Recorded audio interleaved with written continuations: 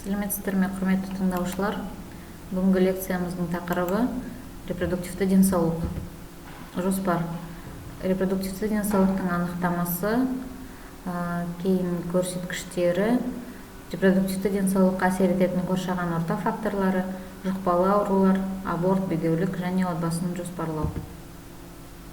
Репродуктивті денсаулық репродуктивті жүйеге, оның функциялары мен процестеріне қатысты барлық салаларда аурулардың немесе аурудың болмауы ғана емес, толық физикалық, ақылы және әлеуметтік әл-ауқаттық жай-күйі.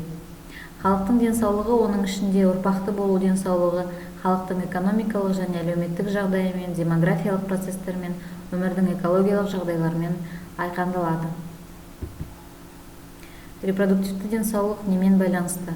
Соматикалық және психикалық денсаулық, адамның репродуктивті әлеуеті, генетикалық және гормоналдық бұзылулар, жыныстық жолмен берілетін инфекциялар мен аурулар, аборт, контрацепция таңдау, жыныстық өмірдің ерте басталуы және оның теріс салдары.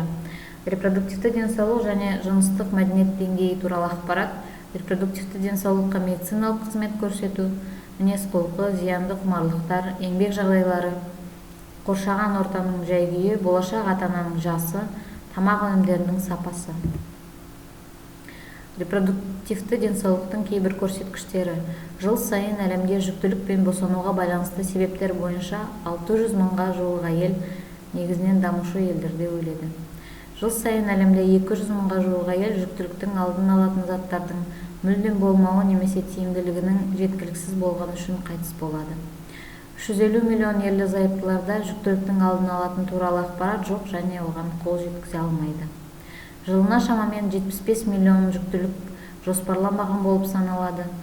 30 миллионнан астам бала қалаусыз туылады. Жыл сайын 45 миллион аборт жасалады. 70 мың әйел біліксіз мамандармен жасалған аборт өлімге әкеледі.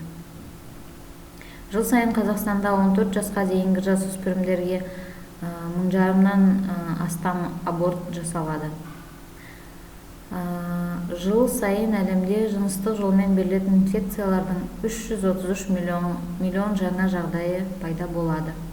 1 миллион адам жыл сайын көз жұмады сол инфекциялардан.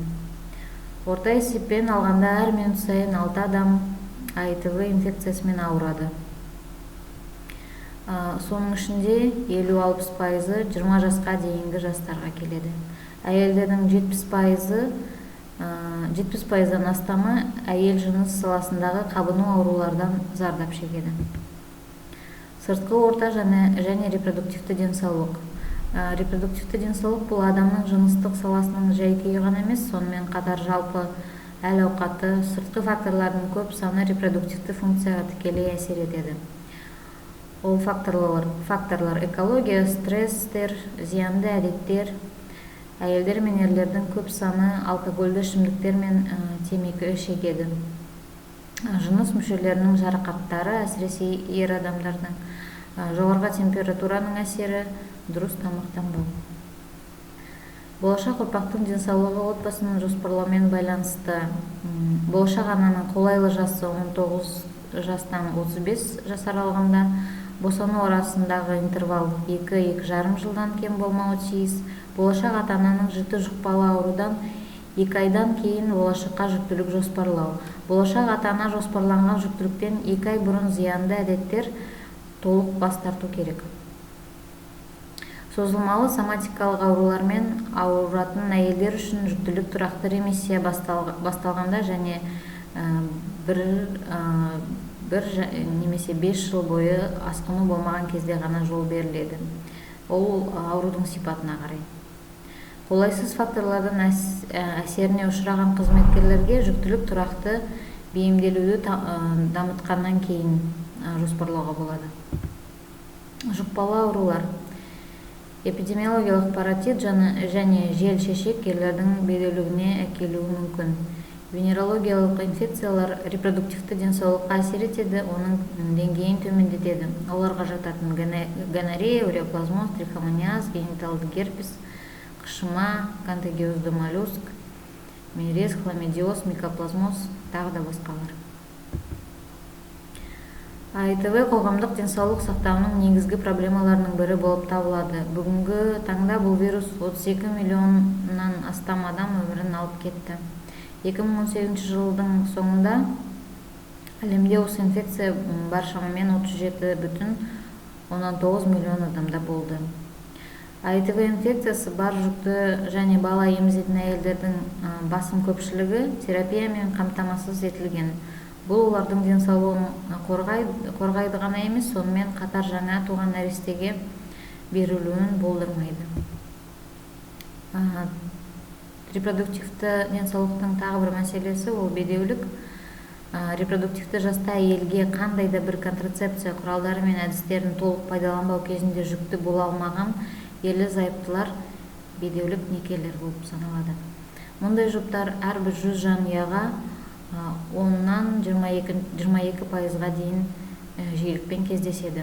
Бұл әлеуметтік, қоғамдық және экономикалық өмірдің түрлі нюанстармен байланысты.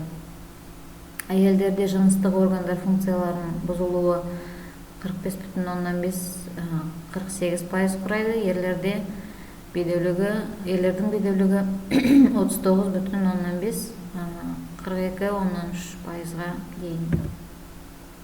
Бедеуліктің себептері.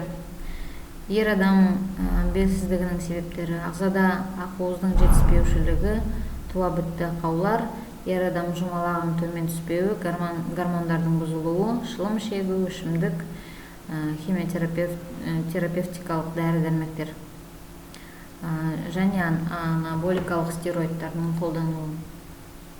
Әйел бедеулігінің себептері: бала туу мүшелерінің туа бітті ауытқу, ұрпақ өрбіту ағзаларының жүрде пайда болатындары, анатоморфологиялық өзгерістер, функционалдық өзгерістер, зат алмасуындағы үйлесімсіздік, бұрын жасалған көптеген түсік, гормондардың үлкен дозалары және жыныс мүшелерінің қабыну.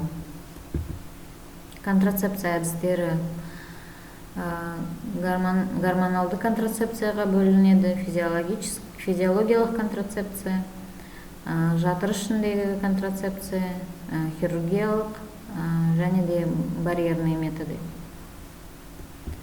Аборт құрсақтағы ұрықтың 22-ші апталық мерзімге жетпей тіршілігі үзілуі немесе түсік түсуі.